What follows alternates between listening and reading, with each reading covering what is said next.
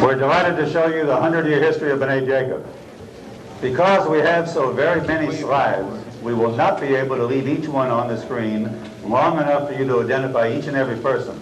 If we did, the program would take half the night. So we will proceed rather rapidly. However, each of these slides you will see, plus many, many more, will be displayed this week as 8x10 photographs with identification labels, starting tomorrow morning at 9 a.m. at the synagogue. This way you can examine them for as long as you want. We also could use your help in identifying some of the people on the pictures. As you heard tonight, there are a great number of members of B'nai Jacob who have contributed greatly to our city, our county, our state, and our country. We're proud of them and will honor them tonight. But if you don't see your favorite cousin or your favorite friend, please understand that we were not able to obtain photographs from some people. We did the best we could. We hope you enjoy the show. Now, the Jewish population, as you heard, came originally from the Russian provinces of Latvia, Lithuania, Poland, or from Russia itself. Here's a large family. There were extended family groups, some of them quite large. This is the Smulovich family, taken in 1880. This is Ruby Newman Peck's grandfather. Here's an interesting thing. This was taken in 1880 also. There was a small shtetl in Europe, and the rabbi was leaving for Israel. So all the people in that shtetl walked many, many miles to the railway station to see their rabbi off. And one of the women in this picture is the grandmother of the Nerman Lipinski families. Some of these you'll take my word for because you can't read, I suppose, but this is a Hungarian birth certificate, 1880. This belonged to Heinrich Eisenberger. This was Esther Galperin's father. Now, to get out of Russia, of course, the people traveled downward, then they started traveling westward. They didn't have visas. They had to get to the border and sneak their way across. Once they got across into Germany, then they went further and further over toward the ocean. Now, when you got to the ocean, they went to Hamburg, Rotterdam, Bremen. That was just the first part of the trip. They had to then take the big step. They had to get across the ocean. So every family did the same thing. They rode down this way from northern Russia. And then when they got to the ocean over there, they did the same thing. They had to get across the water, so each family rented a yacht.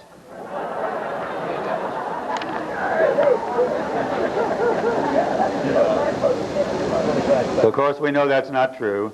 What they did, they had steerage. It cost about $30. Here's a shot taken aboard a ship in those days. These were quite uncomfortable. You all know how those steerage went. They landed, most of them who came to New York, and most people did come through there, landed at Ellis Island. This is the original Ellis Island building. It later burned down, and they built the one we know of today. Once they got inside, the big thing was to pass the physical. If they didn't pass the physical, they were sent back. So they were frightened to death. They had to pass the eye test and skin tests. This was a big thing for them. Originally, they had no female doctors. All the men doctors, and women had to strip to be examined for skin disease. This was terrible for these women from these little towns in Europe. Later on, they had women doctors. Then they went through the Great Hall, where they were lined up. And you can go to the Great Hall now and see it in New York if you want. Right at Ellis Island, you could buy a railroad ticket. If you didn't want to leave New York right away, you could buy your ticket right there. So those who came to Charleston right from the New York would buy their ticket, go on the railroad. The rest of them who didn't know where they wanted to go will go to the Lower East Side. Here's a picture taken in 1880 of what the Lower East Side looked like. I think in a 4-block area there were 400,000 people jammed in those tenements. They were terrible. Here's a shot taken on the corner of Hester and Mott Street, 1898. You can't tell it on this one, but there's a sign in the back over their heads, that's a kosher butcher shop. So that's Hester and Mott Street. So just for the fun of it, Shirley and I went back there, and 100 years later, 1988, and we took a name picture. You'll notice the neighborhood's changed. The kosher butcher shop now sells pork. See it? Now, those who decide to come on to Charleston, what did they find? This is what Charleston looked like in 1880. It wasn't very pretty. There were no residences in the hills. There was no Edgewood. The business district was a 2-block area from Kanawha Street over to Virginia and from Summers to Alderson. Capitol Street was not important. Capitol Street at first was called Cox's Lane because a man named Cox had a farm at the north end of Capitol Street. Later on, it became a business district. This is what Kanawha Street looked like. Many dirt streets in town. Now, here's a city street map, 1880. You won't be able to read this from your seat, but it shows the business district, and all around the business district were where the people lived. To earn a living, they did whatever they could. They were uneducated secularly. They had a religious education, but many of them became pack peddlers. They would travel through the coal fields, selling what they could. As soon as they were able to save up a few pennies, they would buy a horse and buggy, travel through, and then if they did make out, then they would come to Charleston and open a little store. This is the Julius Neerman home on Bibby Street. This is where, as soon as they had 10 people, 10 males, they started having services. And Julius Neerman organized that, and he was the host for these early services. Julius Neerman had a grocery store. Here he is in front of his grocery store with 3 of his children. Now the next shot shows downtown Charleston. There's an arrow there. When you can see the slide well, you can see the spiral, the top of the church, the State Street Methodist Church, which was a future home of B'nai Jacob. It was built in 1872. Here is the church. Later on we bought that, and we have another picture of it. Capitol Street was very low ground. This is a poor photograph, but that's lower end of Capitol Street. It's all flooded. Every time there were heavy rains, the street would flood. Here's citizenship papers. This is what they looked like. This belonged to one of our members named Nathan Goodman. This is in 1892. One of our early Hebrew teachers was a Rebbe Altrecht. We don't know his first name. He would come from Louisville on a river steamer, and he would teach the children, and after a while go back to Louisville. Now here's the building we bought in 1894. We bought this from Temple Israel.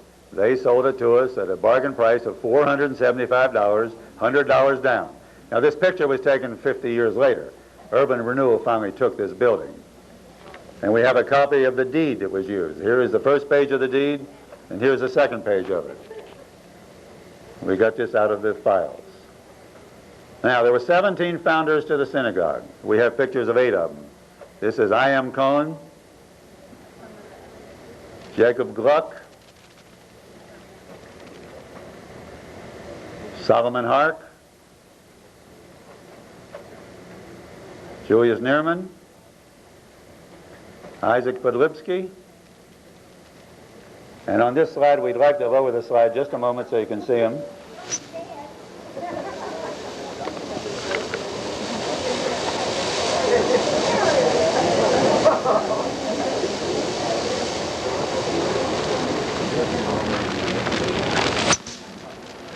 The next one is Louis Ruffner. I'm sorry about these slides. Vertical slides are hard to, we have to have them up high. That's Louis Ruffner, A.P. Silverstein, and Max Slotnick. For those of you who know people around the synagogue, see the little boy on the lower right? That's Benny Slotnick. Remember him? Okay. Now, if you look north on Capitol Street about 1900, this is what you would see. This is standing on the river looking north. Businesses were starting to move to Capitol Street. This is what, believe it or not, this is Kanawha Street near Morris Street in 1900. This is what the town looked like. And here's Virginia Street right near Bradford. As you can see, the streets weren't paved at all.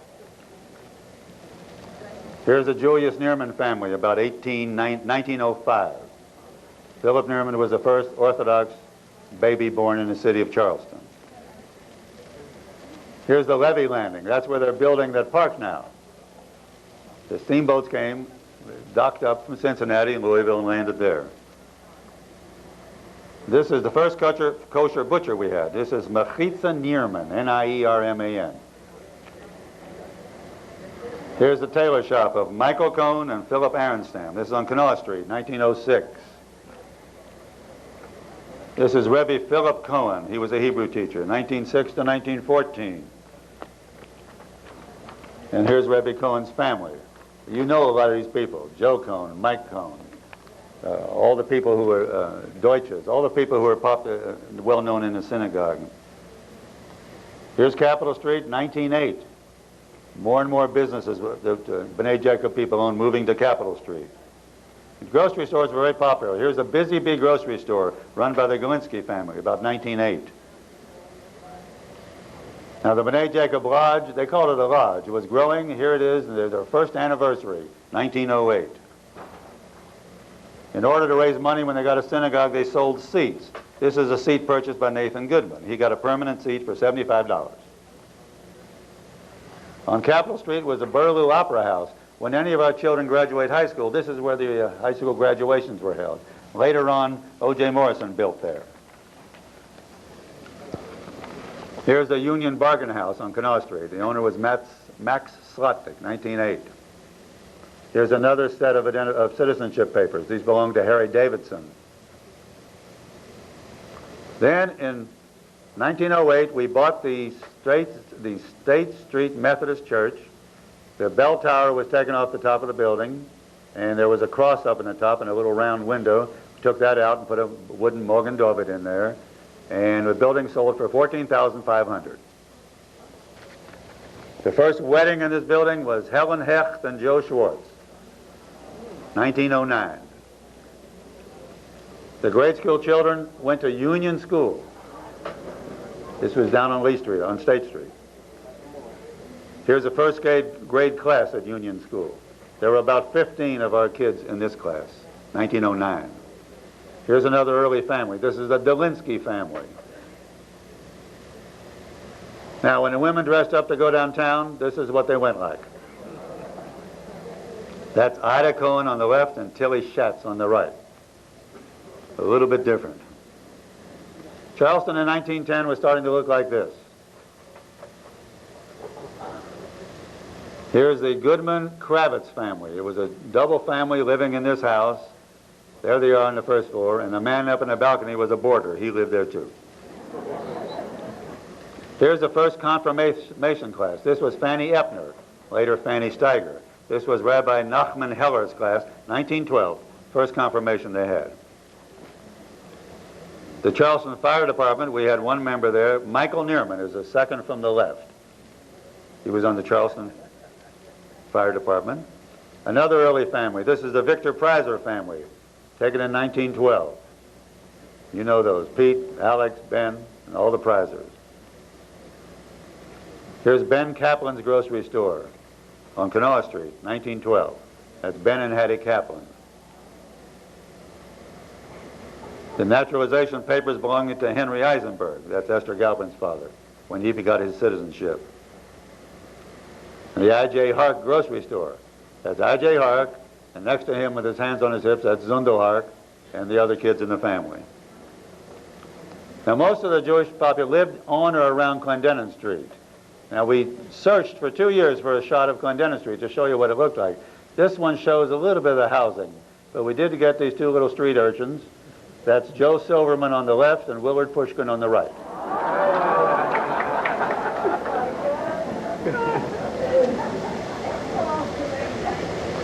Now the population was growing. Here's a birthday party for Abe Galinsky in 1912. So you can see there were a lot of kids being born then. The congregation was growing. Here's another large family. This is the Galperin family, having perhaps a Friday night dinner. Here's Levin Brothers' first department store on Kanawha Street, 1915. And here's the first Gardner Cleaners. That's Abe and Francis Gardner in the background. Of course, you know how big they are today, but here's where they started. 1919, Coleman Shore was hired. Coleman Shore was there until 1954.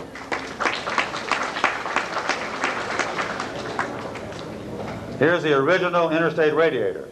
That's Abe Miller in the background, and that's where he started. In 1919, 1921, Rabbi Leon Spitz, S-P-I-T-Z. And here's some members of the Ladies' Auxiliary. If you come to the synagogue tomorrow, you can read their names. This is taken about 1920. At that point, members were moving away from the downtown area. They're moving up to the East End. Here's what the East End looked like from across the river in 1920.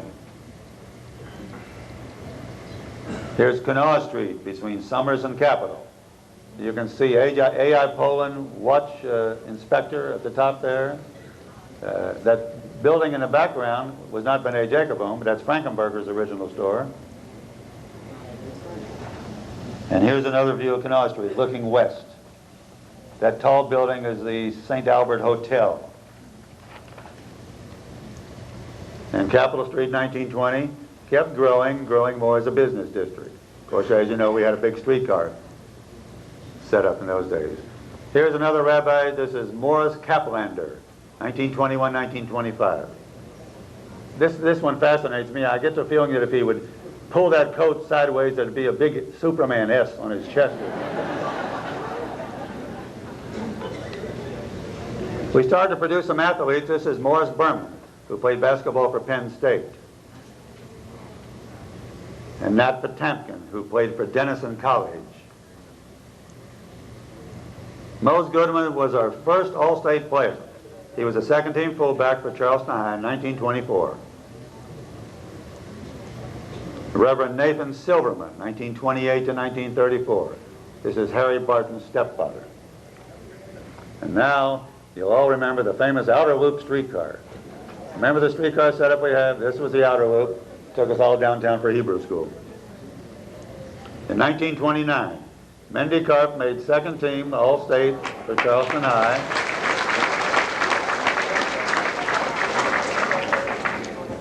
And on the same team, Arthur Ostron made first team All-State.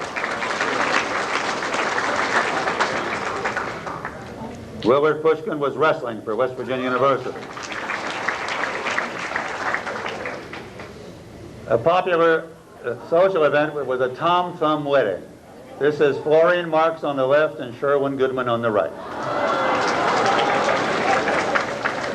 And Sherwin is my nephew. He told me recently that he's got a complaint she never consummated the marriage.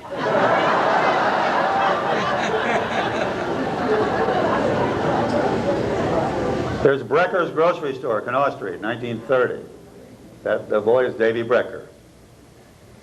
Now, a very popular spot, Scott's Drugstore. Do you remember that? Scott's, where you went for the chocolate sodas. It's on Capitol Street. If you went up to Kanawha City, there was a toll bridge. Now, if you look at Kanawha City then, there were very few houses up there.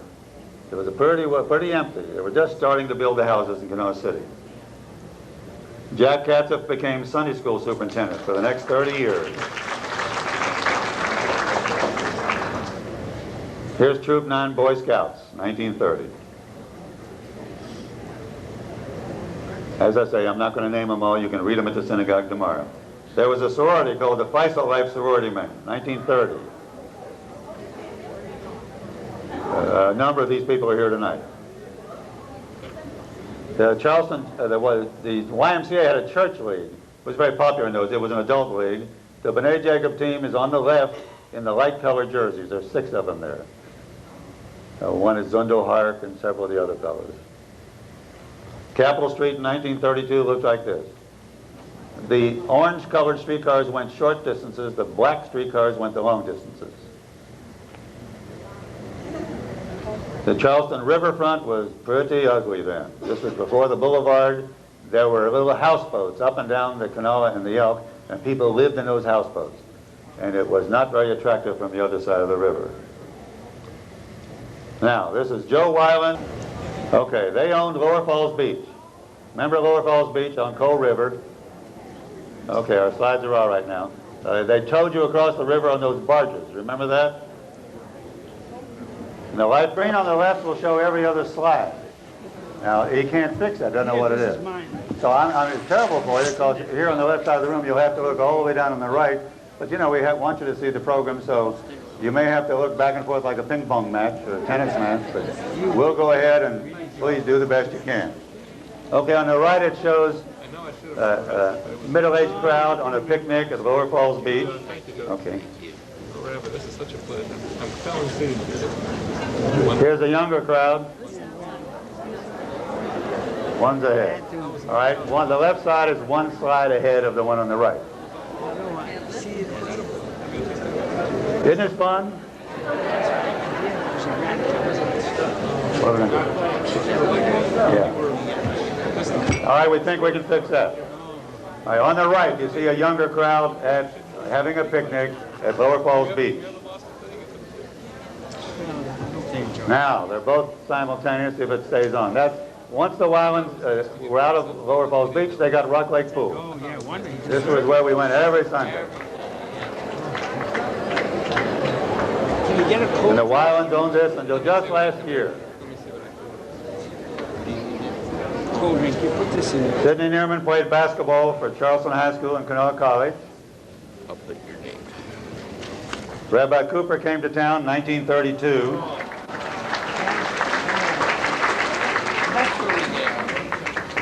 Cantor Joseph Rosenbluth, considered the best cantor in the world, gave a concert in 1932. Rosenblatt. That's the program. Rosenblatt. There was a club called the Kibitzers Club. They had a New Year's Eve dinner, 1933. Here's Rabbi Cooper's first confirmation class, 1933. And Laddie Cantor opened up her bagel factory.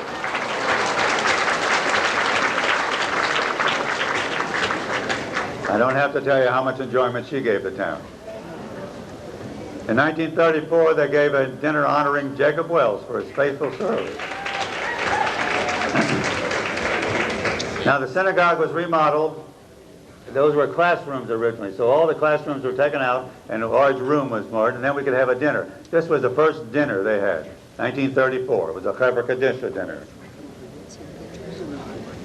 Reverend Alter Freeman, 1934-1941. And this is Cantor Freeman's first choir.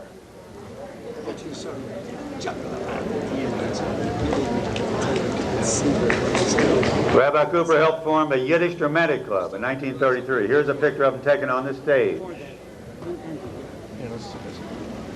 And a program for one of their presentations. And here's a newspaper clipping for a play they had in 1935. Mrs. Cooper, can I get you some fresh water? Sid Marks played football and basketball for Charleston High, for the University of Virginia, and for Morris Harvey College. Here's some statistics from 1934.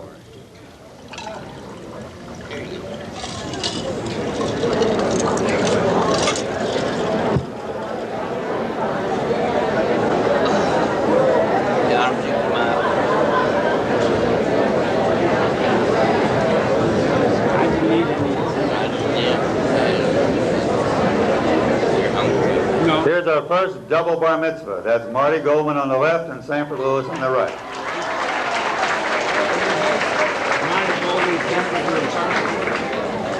The girls formed a little club called the LJT, Lucky Jewish Team.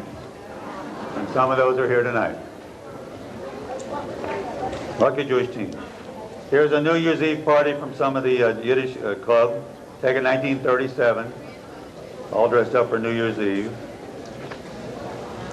The Bar Mitzvah Boys Club was organized in the chapel, 1938. This is the first meeting of the group forming the Bar Mitzvah Boys Club. And here they are taken later that year on the steps in front of the synagogue.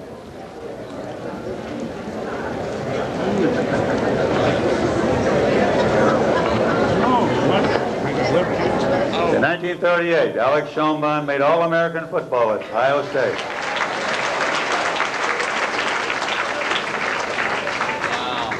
1938, people were moving more to Kanawha City. That street you see running down with all the trees on it, that's McCorkle Avenue. And houses were being built and people were moving to Kanawha City. There was a club called the Kappa Mu Club. They had a dinner dance, 1940. That's at the Daniel Boone. Now, Charleston was a very expensive place to live in those days. Coffee was 16 cents a pound. You could get a denture for $5. Here's a dress ad from Embies. For $6.98, you could get a formal for the prom. A.W. Cox ad, hose 2 for $1, sweaters $1.98. For 49 cents, you could get your shoes half soled. And to top it all off, for $5 down, you could get a used car. Unless you wanted a big car, then it could cost $7.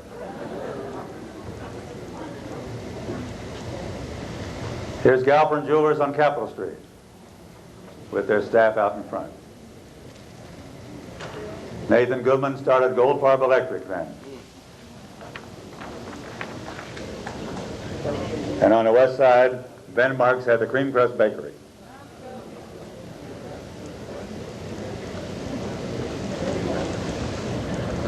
If you can read that, this was when Coke was a refreshing drink and pot was something you cooked in.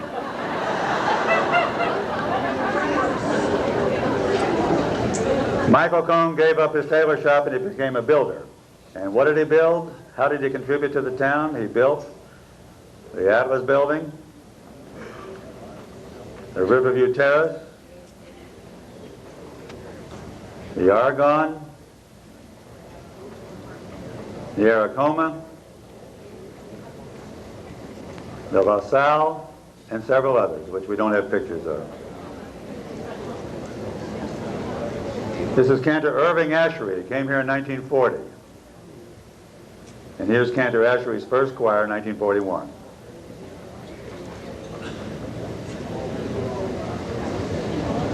Benjamin Samuels came the same year, 1941.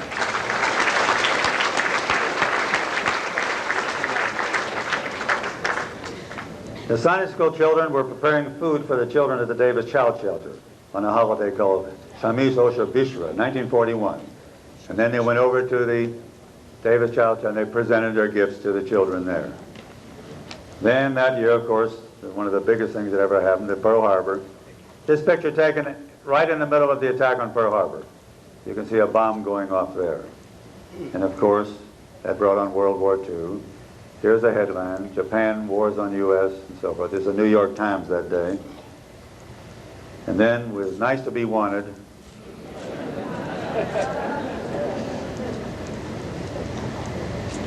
That year, Sam Spector made second team All-State football.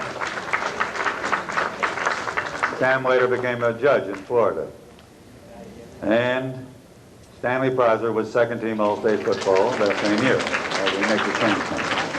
All right, at this point, we're going to make the change of the slides. So the slide trays, so give us 1 second here. You might wonder how we're doing these sports things. Many people were in. Howard was co-captain of the Navy Academy baseball team.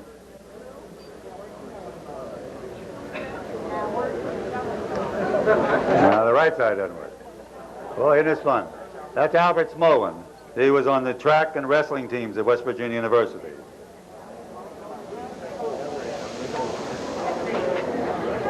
You may not believe it, but we practiced this down here several times. It worked perfectly. So we apologize for the troubles, but... All right, now we got them both if it stays on. Now let's see what happens with the next one. Okay. Same thing. There's Howard Schoenbaum. He was a Naval Academy graduate. Now during the war, we lost 2 men. We lost Sam Cantor, who's on that fraternity picture. He's the one with the arrow. Lost Sam in North Africa. This is where a shot of the troops in North Africa. And remember the invasion of North Africa? That's where we lost Sam.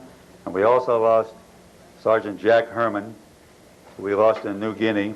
He was in the Air Corps and lost in New Guinea.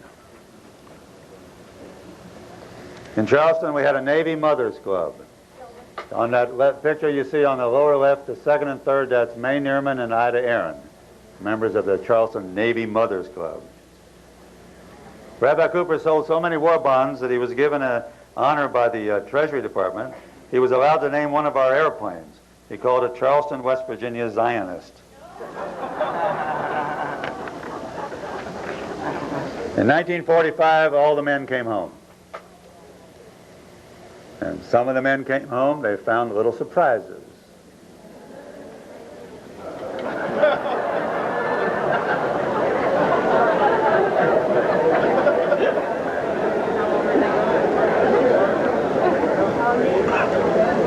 they came home, some of the couples just could hardly wait.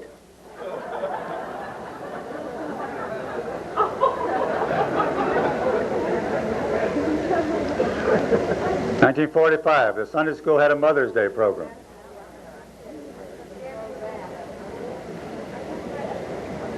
And that later that year, they had a Purim masquerade. In 1946, the Ohio Valley Zionists had a dinner here.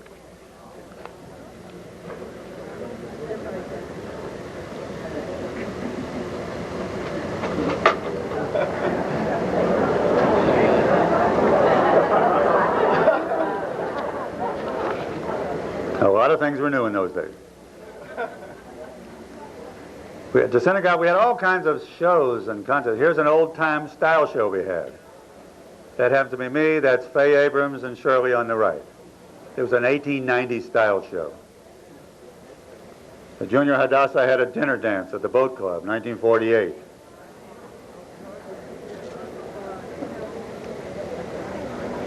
Rebecca Godfrey started the current Charleston Chamber Music Society, 1948.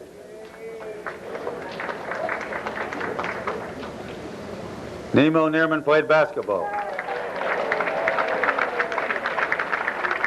Played for Charleston High, University of North Carolina, and several others. He played in the 1930s, 1940s, 1950s, 60s, 70s, 80s, and this year he was on a national championship team, believe it or not. In 1948, they signed a contract to build a new synagogue. And they had the groundbreaking ceremony in April 1948. Here was the program. The groundbreaking ceremony.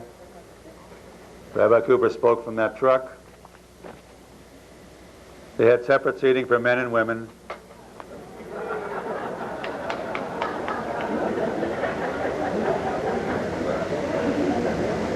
Here the crowd is.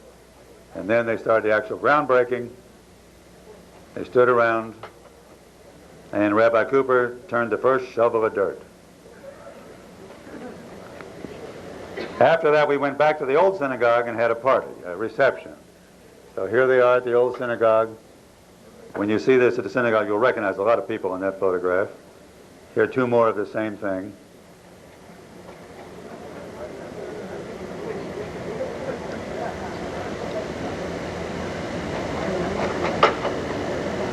Then they started construction of the synagogue, and they built all through that year.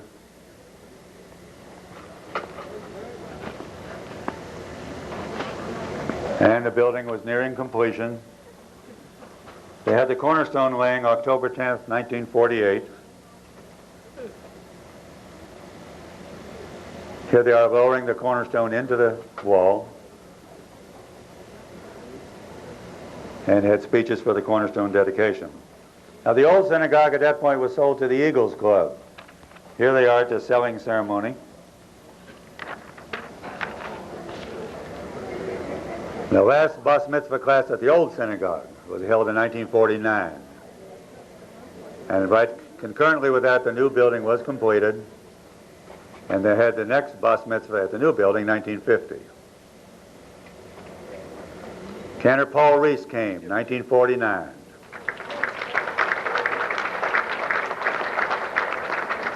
And he formed his first choir that year. No. I.J. Hark, one of the early members of the congregation, had his 75th birthday party. This is the whole Hark family. We had a girls' Hebrew class at the synagogue. Lewis Hark was a city engineer and engineering advisor at Yeager Airport. The synagogue was officially dedicated April 16, 1950. We gave lots and lots of plays and musical. Here's the cast of a full-length musical comedy called So Let 'Em Foreclose, 1951, directed by Cantor Reese. Neil Chaitin, graduate of the Naval Academy. Neil is here tonight from California. Here's another musical we had called My Fair Auxiliary.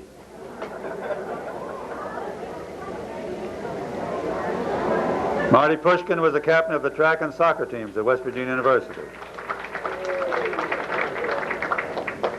And that year, the small chapel was remodeled the way it is today. Here's another play cast. Now they burned the mortgage September 12, 1954. Coleman Shore passed away in 1954. Here his funeral. We had his funeral at the synagogue. Now, Alex Schoenbaum, who started out on Patrick Street with a little place called the Parquet, as you know, developed the Shoney chain, he and Betty.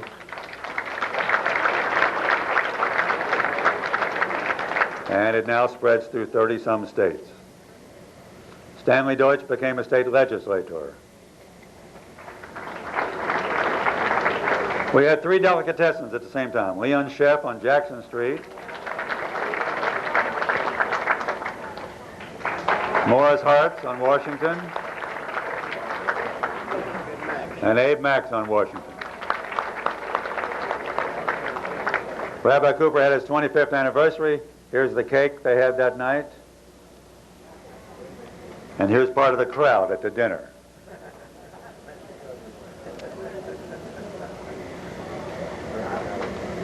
We joined with the Kanawha Players. We gave a play called The 10th Man. It played on Broadway, and we gave it here.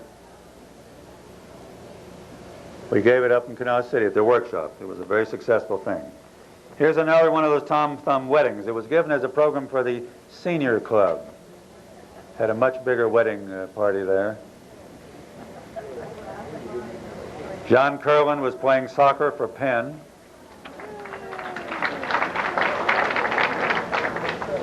Rabbi Cooper designed and he had built the first of the Golden Books, started in 1959. And here's what that looks like. Rabbi Cooper designed and started the annual Charleston Demographic Population Study that same year. Mrs. Cooper ran a cooking school. Mrs. Cooper's Culinary College. Marty Pushkin became head track coach at Virginia Tech, Northern Illinois, and then West Virginia, where he coaches today. I believe Marty's the only Jewish coach West Virginia has ever had. Here's Charleston, 1960. Town was growing up, looking better and better. We had the Jewish Community Center, and there's a play cast we had. Now, in the history of Charleston, B'nai Jacob members have either owned or managed 100 businesses, maybe 125. Nobody knows the exact number. There were so many of them. Here's some of them you'll see and hopefully remember. None of them exist anymore.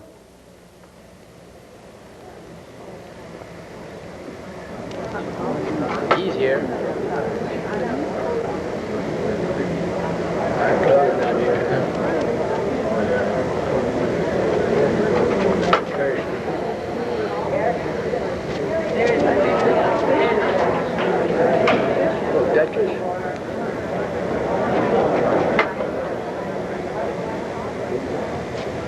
That's Oberlin's, if you can read it.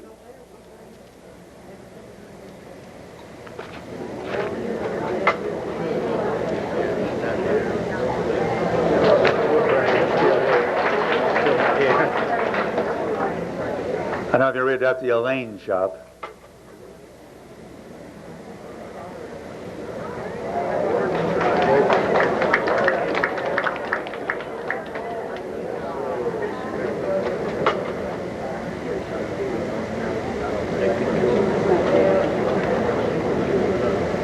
That's Alex Disnoff, the lead drug. Jack and Jill.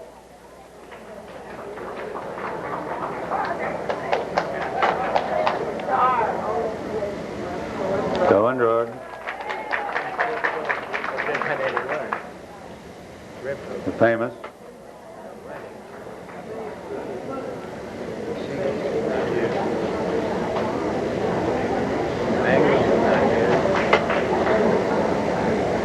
Here's the Newman Butcher Shop on Washington Street.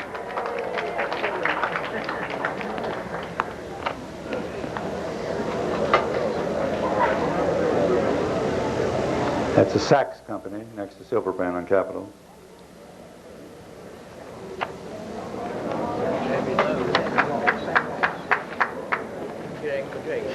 Didn't get it. Expert letter in the Berman Building.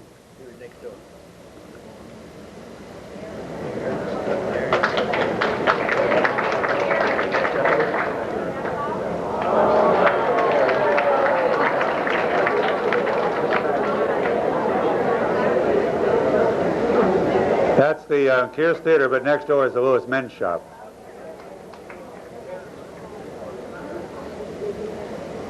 At Sandy Distributors. There are many, many more, but these are only the ones we could get pictures of. In 1961, Fred Kaplan was elected to the Supreme Court.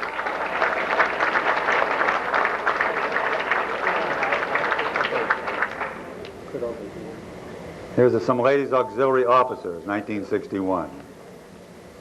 And then we were having all the bond drives, so we had wonderful bond drive committees. Here's one. Here's another one.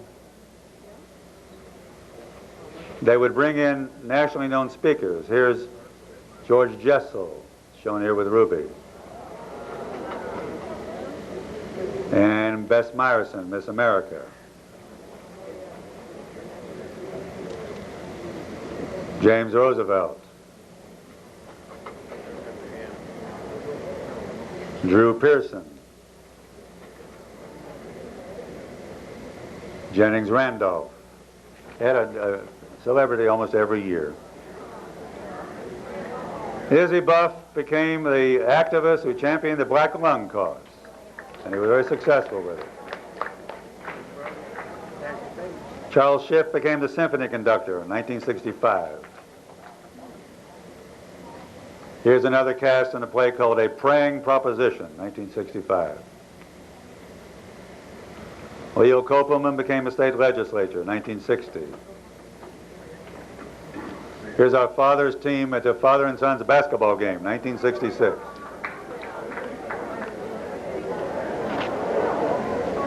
Peter Godfrey started the Jewish Cultural Series, 1967. And here's his prize speaker, Elie Wiesel. 1967, Rabbi Cooper was chosen West Virginian of the Year. Here's his plaque. Rick Katzoff, playing for Charleston High, was an all-state football player.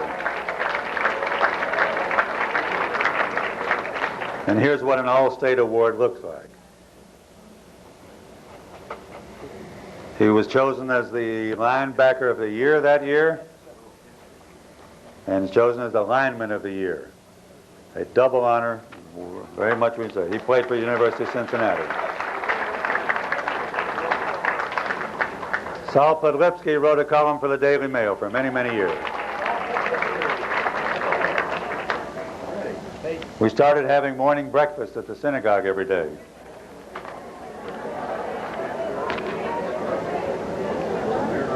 Stanley Preiser became president of the Trial Lawyers Association. Alan Mazinner was president of the Trial Lawyers Association. Steve Meyer was president of the Trial Lawyers Association. Monty Preiser was president. And Ted Canner was president. It may be a rumor, but we heard that their constitution says that to be president, you have to be a member of B'nai Jacob. The B'nai Jacob Kindergarten was graduating their annual class. This is one of the first classes. Bob Marks graduated the Air Force Academy in 1970. Rabbi Cooper received an award from the Human Rights Commission.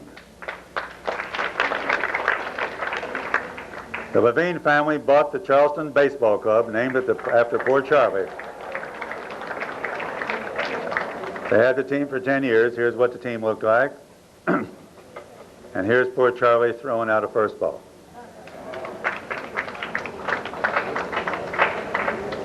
They had the famous logo, remember, with the cigar and the derby hat. In 1972, we had Simcha. Rabbi Cooper made the cover of This Week in Charleston at our Simcha 72 reunion. Here's Sam Lipinski speaking to the crowd at Simcha. Can all players who had just put on Fiddler on the Roof sent their cast and joined with our people, and we put on a play at Simcha. Here's a sign, Simcha 72. We took the boat ride. Remember, the whole group got on that boat and went up and down the river. 1973 was the Yom Kippur War. Jack Pushkin and a friend from Pittsburgh volunteered to go to Israel and act as the surgeons.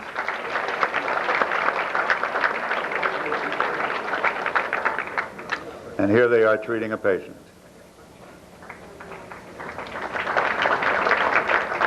Don Cohn was the originator of the Charleston distance run. And Don founded several other things, has received several other awards. Rabbi Cooper had the Megillah case built out of olive wood in Israel, 1974. The ladies started their outdoor sale. There's Phyllis Kirstein and Ruby. You remember those wonderful sales with all those plants they used to sell? Simon Meyer wrote a book called 100 Years, an anthology of Charleston jewelry.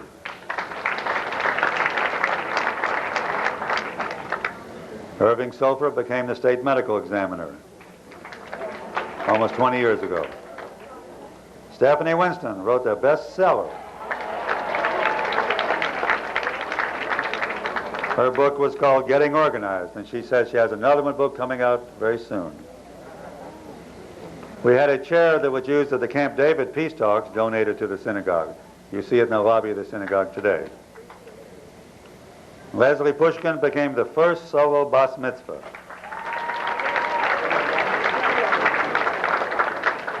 This was called a bat Torah at the time, 1978.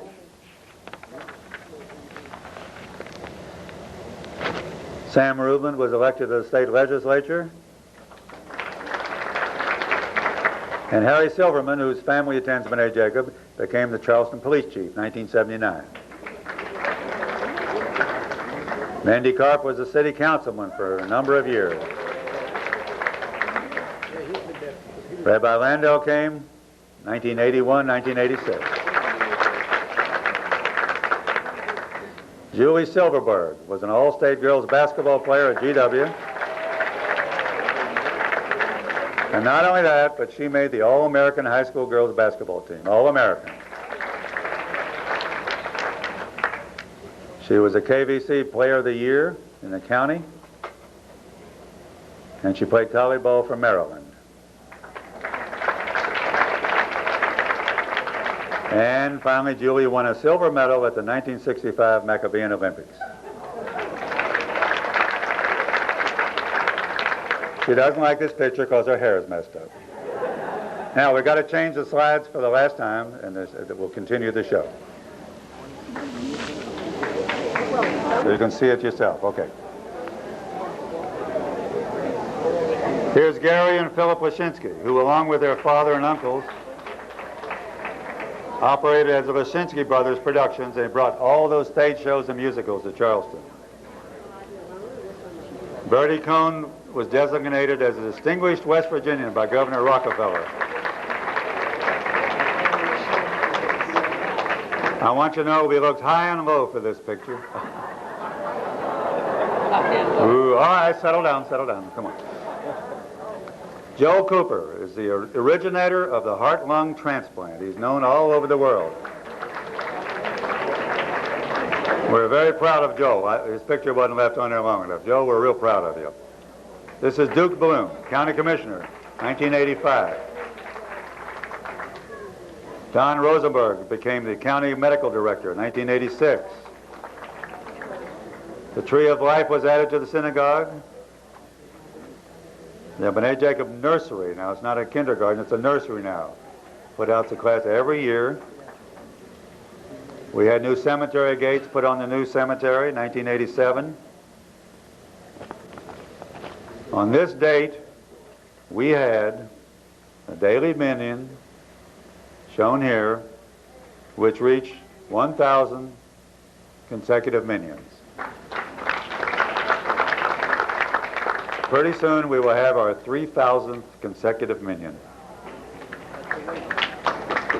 Nemo Neerman and Jack Goldfarb had a 50-year celebration of their bar mitzvahs. It's had a double celebration, 1989. Felix Rachmanov, the boy on the left, came here from Azerbaijan. He learned English and Hebrew at the same time and had his bar mitzvah at B'nai Jacob. Now, we've had rabbis who've been well known around town. We've had rabbis who've been known nationally. We've only had one rabbi who has an international reputation.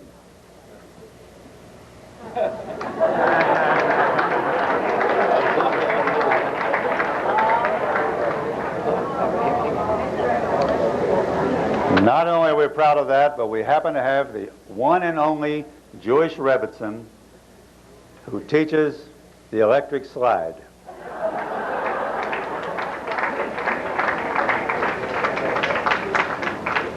The Shabbat in the Woods was started by Rabbi Landau.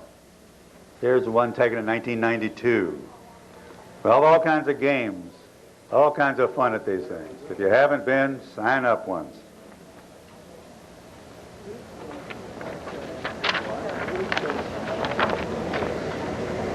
Rabbi Recchi also takes part in a thing called the Root and the Branch, with a priest and a minister have monthly dialogues open to the public where they answer questions.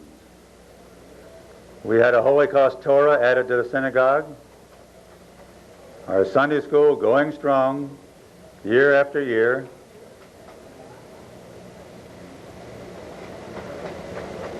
And we take an annual picture every year now.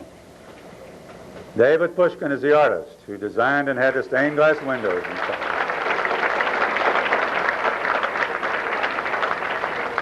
And here a picture of the windows being installed. In 62 years, as you heard, we've had 3 rabbis. Rabbi Yarecki's been here 8 years up to the present.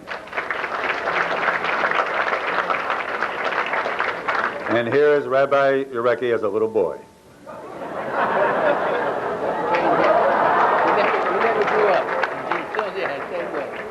Now, before that, we had Rabbi Landau for 5 years. And here's Rabbi Landau as a little boy.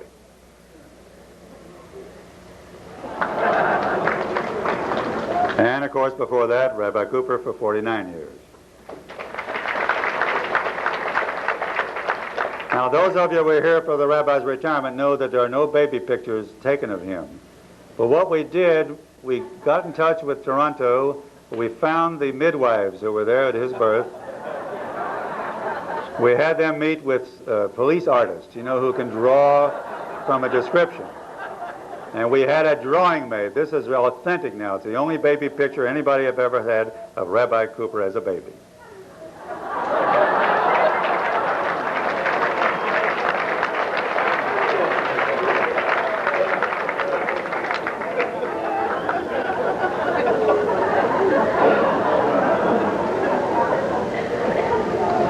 So, our synagogue now faces the next 100 years. We're starting it with confidence and an optimistic view of the future. We have an enthusiastic rabbi, an excellent board of directors, and a super friendly congregation. To demonstrate this optimism, this coming New Year's, we have contracted to have the greatest cantor you will ever hear, ever. Not only will you enjoy this most talented singing voice, but it will also solve the mystery of what really happened to this fellow.